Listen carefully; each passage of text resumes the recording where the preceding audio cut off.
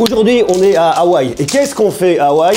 Alors, on vient se baigner, oui, et pas que. On vient surtout voir ça. Ça, ce sont Snapdragon. Snapdragon, c'est une marque qui appartient à Qualcomm. Et Snapdragon, on va venir voir ici les nouveaux processeurs pour Android pour l'année 2023. Chaque année, à la même période, quelque chose près, eh bien Qualcomm vient présenter ces nouveaux processeurs qui sortiront l'année prochaine sur les smartphones Android très haut de gamme. Donc, ce qu'on vient voir aujourd'hui, eh bien, ce sont les nouveaux processeurs de Qualcomm, Snapdragon 8 Gen 2, 8 de deuxième génération. On avait la première génération dernière, on s'en doutera. Je dois vous faire le portrait robot de ce nouveau processeur. On va regarder qu'est-ce qu'on va pouvoir faire. Vous allez voir, il y a plein de nouvelles fonctionnalités. En plus de ça, Qualcomm a fait un truc super dingue, c'est qu'ils ont fait des partenariats avec Sony, avec Samsung pour la première fois, avec Xiaomi, et ça donne un résultat qui est super intéressant et que j'attends vraiment avec impatience pour voir ce que vont nous développer tous les constructeurs avec cette nouvelle puce en 2023. Vous allez voir, accrochez-vous parce que franchement, ça va déchirer.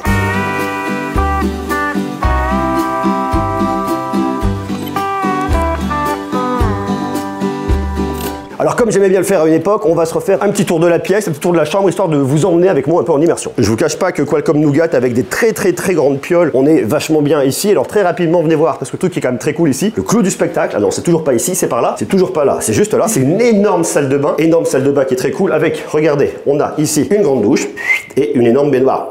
Autant vous dire que c'est marrant, alors je vais pas faire douche et baignoire en même temps, mais c'est bien, on est heureux, on est à Hawaï, on est aujourd'hui le 16 novembre 2022, il fait super beau, on est en t-shirt et presque en short, ça c'est plutôt rare et ça c'est très cool.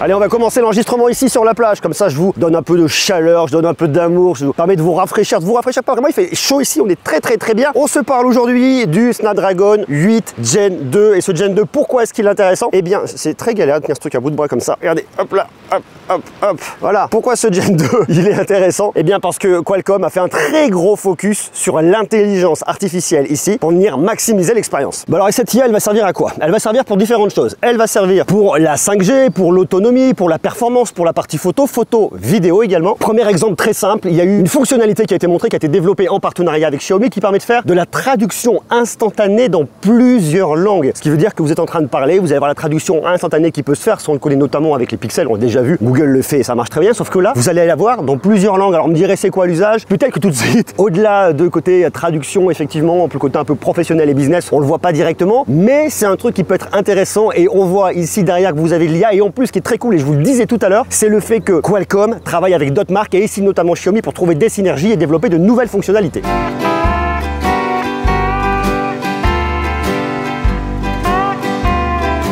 Autre exemple de fonctionnalité que Qualcomm est venu mettre ici en place, c'est lorsque vous regardez votre téléphone, vous l'avez sous les yeux comme ça, et bien vous avez une pause qui va se mettre automatiquement lorsque vous partez. Par exemple, vous avez une vidéo qui est en lecture, j'en sais rien, vous êtes comme ça avec votre téléphone, tac, il y a une vidéo, ok, c'est bien. Et bien ça sonne à la porte, vous devez vous lever, vous partez, et bien votre smartphone, au travers de la caméra, voit que vous n'êtes plus en train de le regarder. Il fait quoi? Il met la pause, et lorsque vous revenez, que vous reposez vos yeux dessus, et bien il reprend la lecture. Une fois de plus, une fonctionnalité qui est là avec de l'intelligence artificielle et qui permet de maximiser l'expérience utilisateur. Bon alors tout ça c'est bien, mais qu'en est-il en termes de performance? Parce que c'est vraiment ce qui va nous intéresser pour une puce ici. Alors par rapport à la génération précédente qui est sortie l'année dernière, la Snapdragon 8 Gen 1, eh bien on a 4 fois plus de performance. Alors le truc qui est intéressant, c'est qu'on reste avec la même finesse de gravure en 4 nanomètres, on n'est pas descendu ici en 3 nanomètres, on reste exactement sur la même chose. Et ici c'est une puce qui est gravée par TSMC. TSMC c'est une entreprise qui est à Taïwan. Il faut savoir que le Snapdragon 8 Gen 1 avait été gravé par Samsung et la version Plus, le Snapdragon 8 Plus Gen 1, avait lui été gravé par TSMC. Là, sur le Snapdragon 8 Gen 2, il commence directement avec TSMC.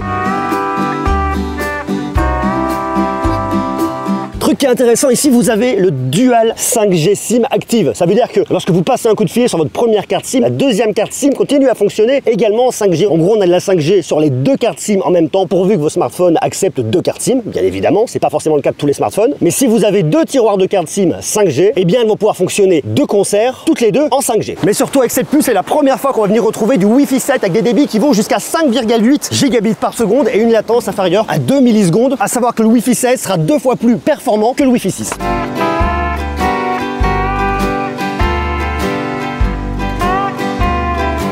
Qu'en est-il au niveau du CPU? Chez Qualcomm, ça s'appelle le Kryo. Ici, on sera 35% plus rapide par rapport à la génération précédente et 40% plus efficient au niveau de la conservation énergétique, avec un CPU à 3,19 GHz. Et là, Qualcomm nous sort une première mondiale. Accrochez-vous, c'est super intéressant. C'est ce qu'ils appellent le World First Cognitive ISP. Donc ça travaille au niveau de la partie photo, au niveau de la partie vidéo. En gros, ce qui se passe, c'est que vous allez avoir de la reconnaissance de scène au niveau de la photo, au niveau de la vidéo. Alors, imaginez par exemple ici, là vous me voyez moi, il va venir reconnaître que moi je suis un humain, il va reconnaître que le bleu c'est le ciel, il va reconnaître la plante, il va tout reconnaître, tout délimiter zone par zone pour venir les optimiser indépendamment les unes des autres. Et ça en temps réel. Et il va le faire au niveau de la vidéo. Et le truc est super intéressant parce que autant on connaissait le HDR qu'on peut venir retrouver à droite à gauche, ok, ça c'est plutôt bien, ça marche très bien. Mais au niveau de la vidéo, ça permet d'aller plus loin. Ils nous ont même fait une démo, vous voyez quelqu'un, on allait augmenter, améliorer les teintes de peau, venir saturer un peu plus les lèvres, complètement optimiser le rendu de la vidéo. Alors ils nous ont fait une démo, hein, c'est un peu technique, mais en fait vous avez 8 couches d'images qui vont venir traiter indépendamment. Par exemple, on voyait un chien, on vient zoomer dans l'œil et on voit un reflet, et bien ils viennent corriger le reflet se corrige automatiquement. Lorsqu'on prend une photo par exemple comme ça et que vous voyez il y a un petit bout de flou, j'en sais rien parce qu'il y a un bout de lunette, l'information qui passe derrière, et bien elle est complètement corrigée parce que vous avez l'IA qui comprend derrière. On aura plus de détails au niveau des cheveux, au niveau de la matière, on aura une eau un peu plus turquoise, de l'herbe encore plus verte, bref, le truc est assez sympa. Ça c'est assez malin parce qu'on voit que ça va pouvoir maximiser le rendu qu'on va avoir au niveau de nos smartphones, que ce soit au niveau de la photo, que ce soit au niveau de la vidéo. Donc on va avoir de vraies petites caméras qui vont venir supprimer tous les petits problèmes qu'on va pouvoir avoir à droite, à gauche, et ça c'est super bien pour les créateurs de contenu, vous voyez, typiquement parce qu'on n'a pas forcément des caméras, c'est pas forcément un gros boîtier comme j'ai tout de suite ici lorsque je suis en train de tourner. On va avoir plutôt un smartphone, et avec votre smartphone, eh bien vous allez avoir un outil très simple, un peu on the go, que vous prenez, que vous emmenez avec vous, et derrière la puissance de calcul va venir faire tout le boulot pour vous.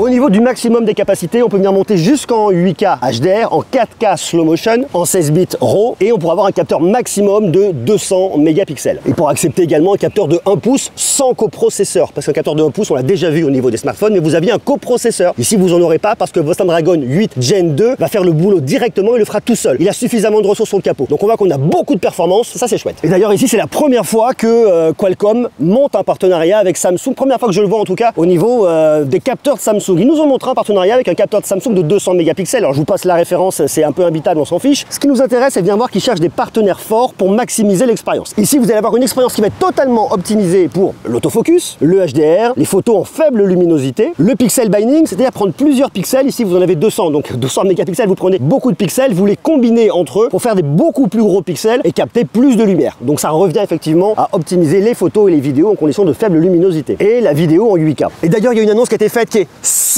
supra intéressante, c'est peut-être l'annonce qu'il faut retenir ici. C'est le boss de Qualcomm qui a dit ça, le CEO Cristiano Almond. Alors il l'a dit lors d'une interview, c'est une interview qu'il a donnée au Figaro, Elsa, et il a dit à Elsa que sur les prochains Samsung Galaxy S23, donc les S23, on ne connaît pas encore le line-up, mais il y aura probablement le S23, S23 Plus et le S23 Ultra, et bien tous les smartphones dans le monde entier auront un processeur de Qualcomm. Alors je sais pas si vous le savez, mais jusqu'à présent vous aviez les États-Unis et le Canada qui avaient un Snapdragon, et puis pour le reste du monde on avait un processeur Exynos. Processeur Exynos, c'est un processeur qui est fabriqué par Samsung directement. Et là non, ils vont venir utiliser sur le monde entier, sur tous les S23, eh bien un processeur de Qualcomm, le Snapdragon 8 Gen 2. Donc ça c'est vraiment une très grosse information, c'est super intéressant parce que c'est un gros changement qui est annoncé chez Samsung. Est-ce que Samsung va continuer à fabriquer des Exynos? Je pense que oui. Pour autant, est-ce qu'ils vont le mettre sur d'autres modèles? Allez savoir. En tout cas, l'année prochaine, sur les modèles les plus haut de gamme de Samsung, on ne retrouvera pas un processeur Exynos en Europe, on retrouvera un Snapdragon, un Qualcomm dans le monde entier sur les Samsung Galaxy S23, mais en plus de ça, sur les Z Fold et également les Z Flip. Ça, c'est une annonce de dingue parce que Samsung n'a pas encore pris la parole dessus et c'est le boss de Qualcomm, Cristiano Almond, qui donne l'information. Et ça, c'est assez dingue. Ça, c'est complètement dingue. Autre partenariat fort également qu'ils ont montré, c'est avec 2 capteurs de Sony. Alors ça, c'est super intéressant également parce que c'est une autre façon de concevoir le HDR. Alors, je vous explique l'histoire. Normalement, le HDR, il se fait directement au niveau du processeur. C'est le processeur qui va venir mouliner pour vous sortir. Vous savez, le HDR, en fait, c'est que vous avez différentes photos qui sont faites en différentes expositions. Donc, vous avez un truc qui est très exposé, un petit peu moins,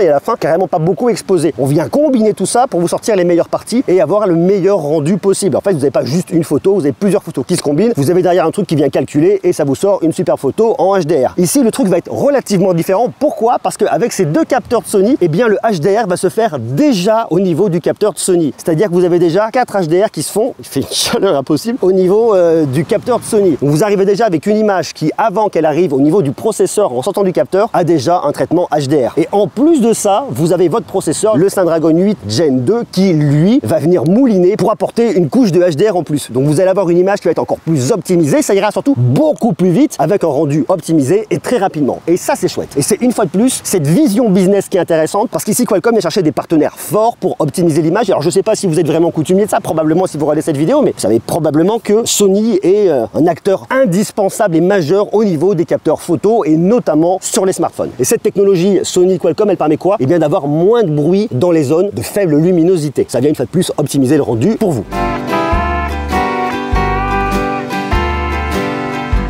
Autre truc qu'ils sont venus montrer qui est extrêmement intéressant, c'est le bokeh engine 2.0. Alors je vous passe un peu l'histoire. Vous savez, lorsque vous faites une photo avec le bokeh c'est quoi? C'est le flou d'arrière-plan que vous allez avoir. Et lorsque vous avez un flou d'arrière-plan, vous avez des petits points qui se dessinent derrière. En gros, votre caméra, elle vient vous détourer vous et tout le reste en arrière-plan est flou. Et lorsque vous avez des petites lumières, et bien les petites lumières, ça fait des petits points. Et bien là, ils ont fait un truc qui est assez malin. Grâce à l'intelligence artificielle, une fois de plus, ils peuvent venir changer la forme de ces petits points, vous faire des petits diamants, vous faire des petits cœurs. J'ai vu la démo, ça marche, c'est assez bluffant. Alors vous me direz quel est l'usage? Est-ce qu'on va réellement vouloir avoir des petits cœurs derrière nous? J'en sais fichtrement rien. Par contre, le truc qui est intéressant, c'est qu'ils peuvent le faire. Et puisqu'ils peuvent le faire, ils vous le montrent. À voir si les constructeurs vont venir à l'intégrer plus tard, mais eux ont la technologie, l'ont développé et le truc est assez pertinent et intéressant. Donc à voir si ça arrivera. À voir. Je sais pas ce que vous en pensez. Dites-le moi juste en bas dans les commentaires. Et une fois de plus, je trouve ça marrant parce que ça montre la force de frappe, ça montre l'innovation, ça montre tout le travail qu'ils font derrière pour s'afficher comme étant le plus gros fabricant de processeurs au monde au niveau des smartphones, ayant la plus grosse capacité de calcul. Et je trouve ça extrêmement bluffant.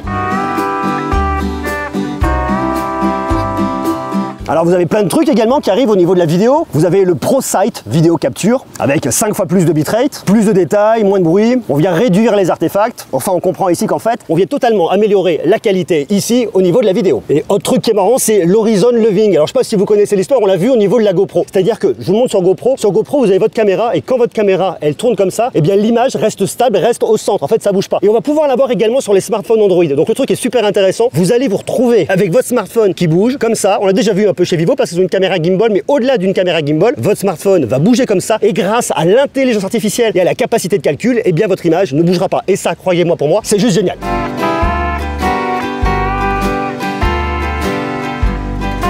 Alors je vous parlais il y a quelques instants d'une fonctionnalité qui est intéressante au niveau de la caméra qui fait que lorsque vous regardez votre smartphone, eh bien ça lit et lorsque vous le regardez plus et que vous partez, ça arrête la lecture. En fait, il y a un truc qui est marrant, c'est ce qu'ils appellent le Always Sensing Camera. En fait, votre caméra, elle va toujours être en train de vous regarder pour différents usages. Le premier truc, c'est que si par exemple vous êtes en train de lire un message hyper important, que quelqu'un vient derrière vous et est en train de lire au-dessus de votre épaule, eh bien votre smartphone reconnaît qu'il y a quelqu'un derrière vous et qui est en train de regarder et tac, il arrête, je sais pas, je pense qu'il va éteindre, il va flouter, en tout cas, on pourra pas venir lire et dès que la personne part et ne regarde plus, le texte s'affiche à nouveau. Donc je trouve ça vachement bien. Alors il y a d'autres trucs qu'ils ont lancés qui sont très cool au niveau de la caméra. Par exemple, votre téléphone est éteint, vous le prenez et il y a un QR code sur une table, un restaurant, j'en sais fichtrement rien, il y a un QR code. Donc vous prenez votre téléphone et vous ne l'allumez pas. Vous le prenez, vous le posez au-dessus, il reconnaît le QR code et il le scanne automatiquement. Tout ça, une fois de plus, grâce à de l'intelligence artificielle qui va venir analyser en permanence ce qui se passe. Autre fonctionnalité qui est assez rigolote au niveau de votre caméra de selfie, lorsque vous êtes en train de lire un texte et que d'un coup vous êtes un peu naze, vous vous mettez sur le canapé et que vous vous latéralisez comme ça, eh bien votre écran va pas venir pivoter dans la mesure où vous avez activé la rotation automatique. Non, il va pas pivoter. Qu'est-ce qui va se passer? Comme il voit que vous êtes en train de lire, il comprend que vous êtes en train de lire et il voit qu'avec le gyroscope vous tournez parce que vous, votre tête, elle tourne également, donc il va, vous êtes toujours face au texte que vous êtes en train de lire. Eh bien, qu'est-ce qui va se passer? Eh bien, il ne pivotera pas. C'est intelligent et une fois de plus, c'est grâce à l'intelligence artificielle. En gros, ce qu'il faut retenir ici, c'est que votre caméra, elle va être en permanence en éveil. Alors, rassurez-vous, hein, c'est pas pour vous fliquer, c'est pas pour venir voir ce qui se passe chez vous, c'est pas le but. Le but, c'est de venir optimiser un peu les choses, améliorer, automatiser pour que vous n'ayez pas à vous prendre la tête, vous prenez le smartphone, ça marche directement, simple, efficace, bien.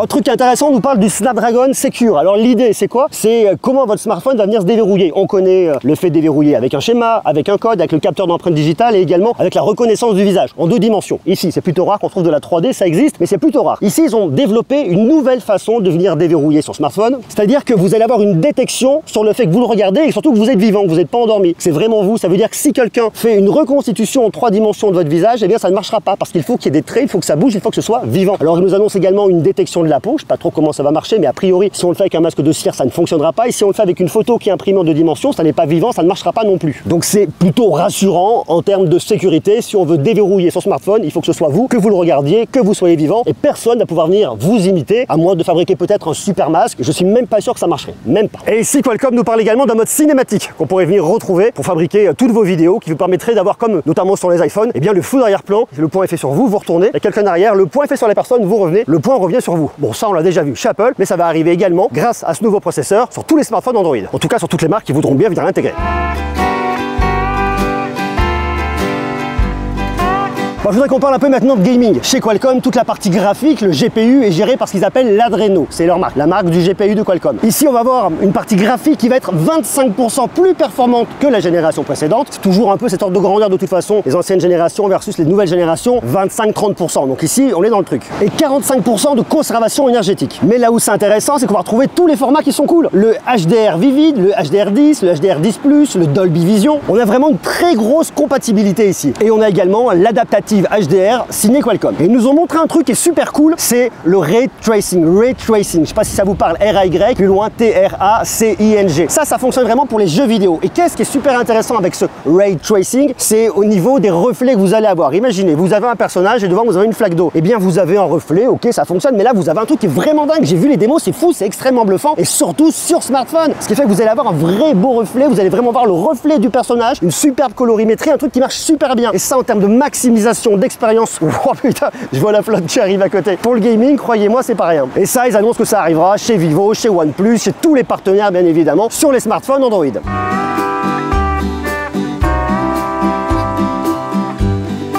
Côté audio, on a le spatial audio avec le suivi de la tête, le tracking de la tête. Lorsque vous bougez la tête, eh bien le son vient suivre le mouvement de votre tête. Ça, c'est chouette aussi. Donc voilà un peu pour ce portrait robot de ce que... Hop, hop, hop, hop. Oh.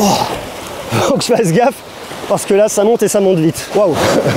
Ça arrive, ça tape la vache. Je crois que je vous ai mis un peu de travers. Je vais vous remettre droit. Je croyais avoir vu une tortue là-bas, mais non, c'est un énorme algue, j'ai l'impression. Ok, on va essayer de pas se tremper. On va voir jusqu'où ça monte. Ok, je vais faire vite. Voilà un peu pour ce portrait robot. Alors, il pourrait y avoir encore plein de choses à raconter. C'est une question très technique. Ces petits processeurs gravés en 4 nanomètres. Je trouve ça super cool parce qu'une fois de plus, au-delà du côté technique et ça montre les usages qu'on va avoir sur nos smartphones l'année prochaine. Smartphone Android en 2023 sur le plus haut de gamme. Attention, je parle vraiment ici du plus haut de gamme. On n'est pas sur le milieu de gamme. Ça va être les smartphones les plus chers. Ça va être les flagships. Soyons clairs là-dessus. Donc, c'est pas ce qu'on trouvera sur tous les smartphones Android. Mais vous savez, quand les innovations, elles arrivent toujours par le haut et ensuite elles arrivent petit à petit sur le milieu de gamme et ensuite sur l'entrée de gamme. Il faut un peu de temps, mais ça finira par arriver. Donc, ce qu'on voit ici, c'est que ça montre ce qui va arriver sur le plus haut de gamme en 2023 et petit à petit les autres années sur le milieu de gamme. Je regarde derrière si je me prends pas une vague en 2024, 2025 et c'est ça. Donc ça, je trouve ça vachement chouette. Alors, il pourrait y avoir plein d'autres choses à venir vous raconter encore ici, mais c'est vraiment un point qui est très technique. Si vous voulez aller plus loin, je vous invite à venir lire les papiers de mes potes journalistes qui sont allés plus loin dans l'analyse vraiment très technique. Il y a des gens qui vont extrêmement loin au niveau de l'analyse. C'est pas le but ici. Le but, c'est de comprendre un peu ce qui se passe et les usages qu'on va avoir derrière. Donc ça, je trouve ça vachement cool. Alors après, ici chez Qualcomm, eh ben, il y a plein d'autres choses qui sont montrées. Ils nous parlent également de Snapdragon Compute 8 CX. On nous parle d'ordinateur. On nous parle également d'intelligence artificielle. Monte pas trop la vague derrière. On nous parle également de Snapdragon 100. On nous parle de son avec des faibles latences. On nous parle de audio spatialisé. On nous parle de Bluetooth LE. On nous parle également de XR, c'est-à-dire un mélange un peu entre de la réalité augmentée et de la réalité mixte. On voit, on va pouvoir venir ici et puis on se concentre vraiment une fois de plus sur le Snapdragon 8 Gen 2 qui vient toucher un peu tous les points au niveau de votre smartphone, c'est-à-dire la vidéo, la photo, le gaming, la performance, l'autonomie, la 5G, l'affichage, l'audio, bref, à 360 degrés sur votre smartphone le plus haut de gamme, ne bouge pas trop la flotte en 2023. Dites-moi ce que vous en pensez en bas dans les commentaires. Est-ce que vous avez hâte de venir découvrir ça? Et moi, je trouve qui est vraiment intéressant par rapport aux autres années qu'on n'avait pas, c'est qu'ici, il y a un très gros focus qui est fait avec de l'intelligence artificielle. Qualcomm bombarde pour arriver avec des processeurs extrêmement puissants, extrêmement performants pour avoir une superbe expérience sur Android. Et ça, c'est chouette. Dites-moi ce que vous en pensez en bas dans les commentaires. Moi, je vais profiter un peu. J'ai encore pas mal de cours toute la journée. J'en ai encore demain. Je vais aller me baigner un peu. Je vais profiter. On est aujourd'hui le 16 novembre. Dans quelques jours, c'est mon anniversaire. Donc, vous voyez, je me fais plaisir. Je me fais un beau cadeau. Je suis ici à Hawaï, même si c'est Qualcomm qui m'invite. Allez, je vous embrasse. Prenez soin de vous et à bientôt. Ciao. Je vous laisse profiter de la mer.